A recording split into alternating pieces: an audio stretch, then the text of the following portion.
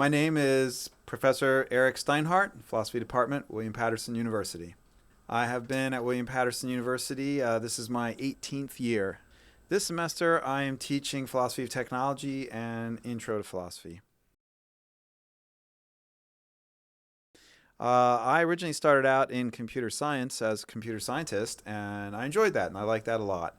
But I got more and more into more abstract kinds of questions, and more into logic and more into artificial intelligence and things like that. And that pretty naturally took me into thinking about real abstract issues and also wanting to work more with people and less with computers. And so I moved into philosophy.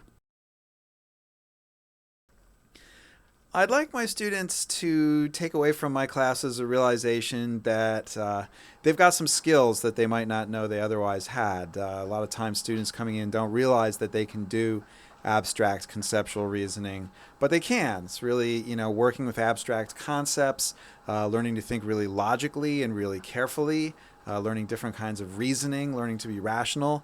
I think it's the thing that makes them much more powerful, much more confident. It's good for being able to communicate to bosses, to be able to help work on their careers. So I'd like them to get some skills that are going to help them in their lives, in their careers, and just going forward.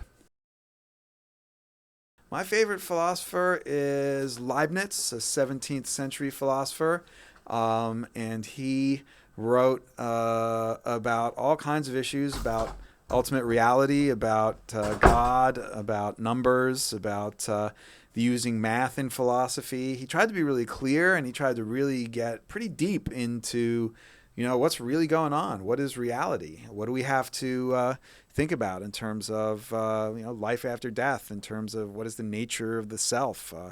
All these kinds of very deep issues. So Leibniz is definitely my favorite. I like his methods.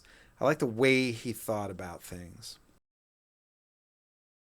I think religion and science can often be on the same side. People think that they're opposed, but I don't really think they are opposed. They're opposed when people want to make conflict. And that's usually never comes out of either science or religion, but it comes out of often, political ideologies and desires sometimes just to stir up trouble. But I think when science and religion are both properly understood, they don't conflict with each other. My clothes, I'd be dead if I just went out there, in the snowstorm that's coming or the polar vortex or whatever without my clothes on. So I definitely cannot live without them. Also, my house, couldn't live without that.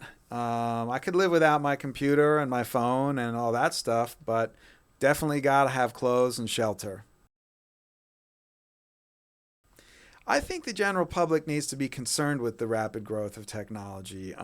It's really getting ahead of itself, and the new technology is so powerful and so novel that we don't know what it's doing to people's brains, especially young people, right? With all the constant use of smartphones and texting and things like that.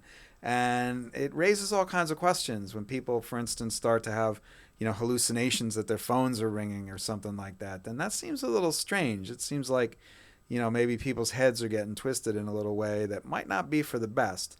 I'm not trying to be negative about that. I'm saying we don't know.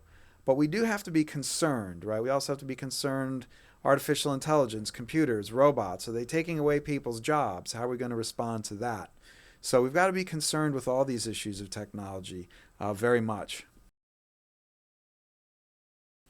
Well, I just have a recent book that came out in April 2014 called Your Digital Afterlives: Computational Theories of Life After Death. And that book argues that computer science gives us a lot of new concepts, a lot of new ideas, right, for ways to think about life after death. We can think of the soul as something like a computer program that runs on the body like software runs on a computer. And if that's the case, then perhaps the soul, after the body dies, can be installed on a new computer and could run again. And that's a pretty simple way to put it, but there are lots of different ideas from computer science that could have a really profound impact on helping us think more scientifically about issues like life after death. So that's my most recent book, and I'm very happy with it, and I hope it helps people.